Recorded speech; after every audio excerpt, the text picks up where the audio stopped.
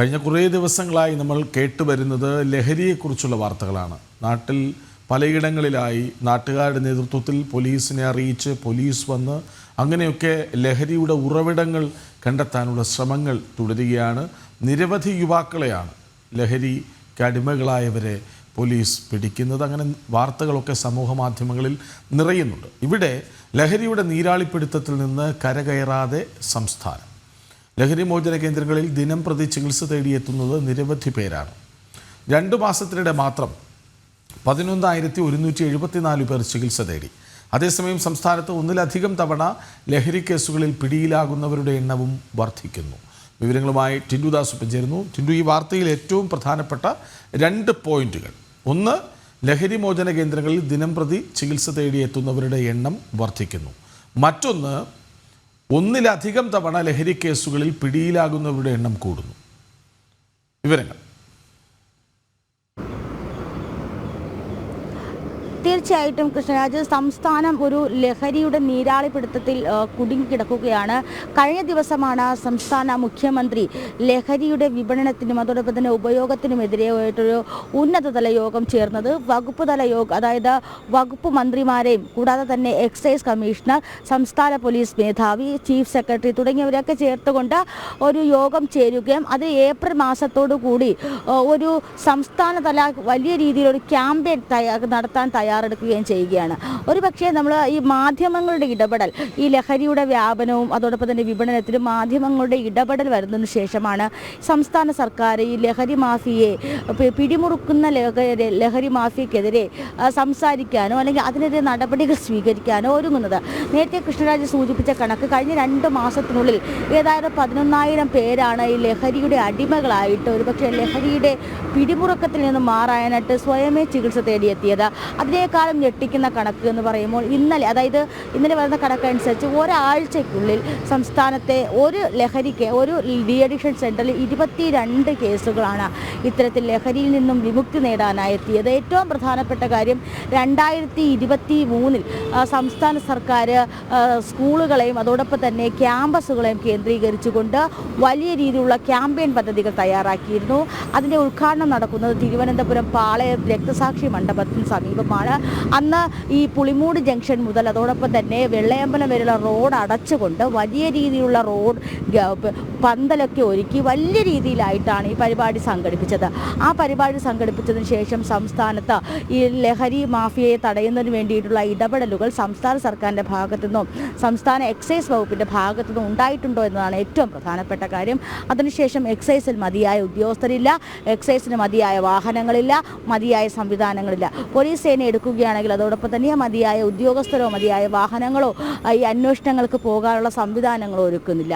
നമുക്ക് എക്സ്റ്റേണൽ ആയിട്ടുള്ള സൗകര്യങ്ങൾ ഒരുക്കാതെ അല്ലെങ്കിൽ മതിയായിട്ടുള്ള സൗകര്യങ്ങൾ ഒരുക്കാതെ എങ്ങനെയാണ് ഇത്തരത്തിൽ ലഹരിയെ മാഫിയ തടയുന്നതിനും അതിൻ്റെ വിപണനം തടയുന്നതിനും കുട്ടികളിലേക്ക് ഇറങ്ങിച്ചെന്ന് അല്ലെങ്കിൽ യുവാക്കളിലേക്ക് ഇറങ്ങിച്ചെന്ന് ഇതിൻ്റെ വ്യാപനത്തെ പറ്റിയിട്ടുള്ള ബോധവൽക്കരണ ക്ലാസ്സൊക്കെ നൽകുന്നതുമെന്ന് ഈ ഘട്ടത്തിൽ ചിന്തിക്കേണ്ടതായിട്ടുണ്ട്. 2024-25 സാമ്പത്തിക വർഷത്തിൽ ഏതാണ്ട് 1.5 കോടി രൂപയാണ് സ്കൂളുകളിൽ ഇത്തരത്തിൽ കുട്ടികൾക്ക് വേണ്ടിയിട്ട് ബോധവൽക്കരണ പരിപാടികൾ തയ്യാറാക്കുന്നതിന് വേണ്ടി ഏതാണ്ട് 1.5 കോടി രൂപയാണ് സംസ്ഥാന സർക്കാർ വകയിരുത്തുന്നത് ബജറ്റ്. പക്ഷേ അത് ഈ സാമ്പത്തിക വർഷം, അതായത് ആ സാമ്പത്തിക വർഷം അവസാനിക്കുമ്പോഴേക്കും ഏതാണ്ട് 70% തുക വെട്ടിക്കുറച്ചു.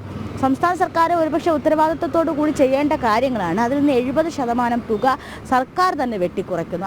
അങ്ങനെ വരുമ്പോൾ സ്വാഭാവികമായിട്ടും ഈ സന്നദ്ധ സംഘടനകളോ അല്ലെങ്കിൽ ഇത്തരത്തിൽ ലഹരിക്കെതിരെ പ്രവർത്തിക്കുന്ന വ്യക്തികൾക്കോ മാത്രമേ ഈ വ്യാപനത്തെയും വിപണനത്തെയൊക്കെ തടയാൻ സാധിക്കുള്ളൂ. സർക്കാർ സംവിധാനങ്ങൾ, ഡിസിഷൻ മേക്കേഴ്സ് എപ്പോഴും മാറി നിന്നുകൊണ്ട് പ്രവർത്തിക്കുമ്പോൾ ഈ സംവിധാനം എങ്ങനെയാണ് മുന്നോട്ട് പോകേണ്ടതാണ് പ്രധാനപ്പെട്ട കാര്യം.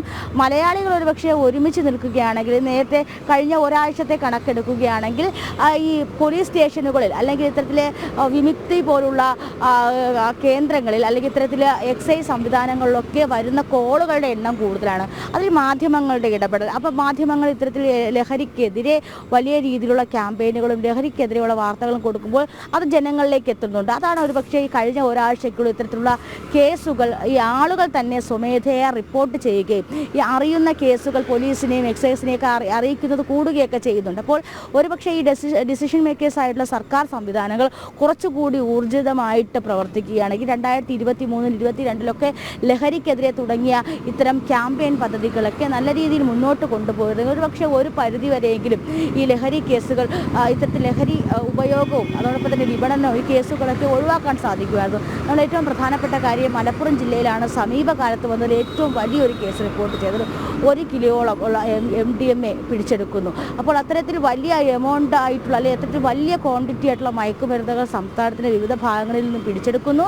പക്ഷേ പിടിച്ചെടുക്കുമ്പോൾ ഇതിൻ്റെ കേന്ദ്രങ്ങൾ അല്ലെങ്കിൽ എവിടെ നിന്നാണ് ഇത്തരത്തിലുള്ള ലഹരികൾ സംസ്ഥാനത്തേക്ക് ഒഴുകുന്നത്, ആരാണ് ഇതിൻ്റെ കണ്ണികളെന്ന് കണ്ടെത്താൻ സർക്കാർ സംവിധാനങ്ങൾക്കോ അല്ലെങ്കിൽ സംസ്ഥാന പോലീസ് വിഭാഗങ്ങൾക്കോ എക്സൈസിനോ സാധിക്കുന്നില്ല.